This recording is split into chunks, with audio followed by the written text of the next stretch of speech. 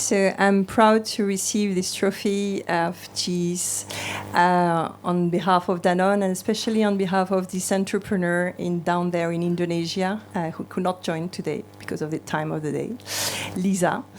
And especially because at Danone we are trying to address these social issues through businesses, and this is, I think, a very specific approach to try to address with social entrepreneurs, fund them, and try to scale them so that they impact more sustainably and more in the long term these different issues. So thank you for recognizing that initiative.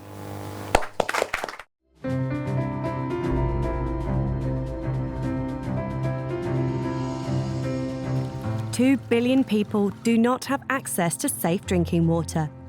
To address this challenge and accelerate access to safe drinking water for all, Danone Communities has been investing in businesses created by innovative social entrepreneurs.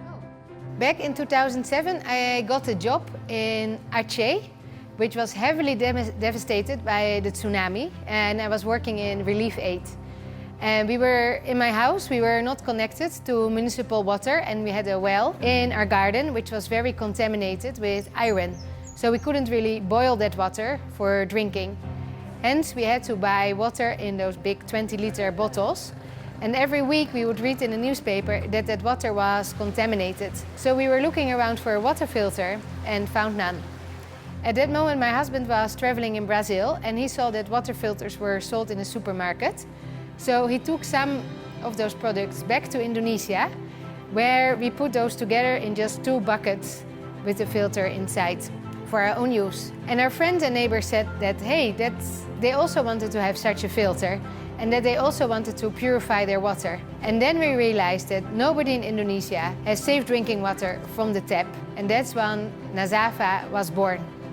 In 2009, Lisa and her husband Guido created Nazafa, a social enterprise providing affordable and safe household tabletop water filters in Indonesia and Kenya.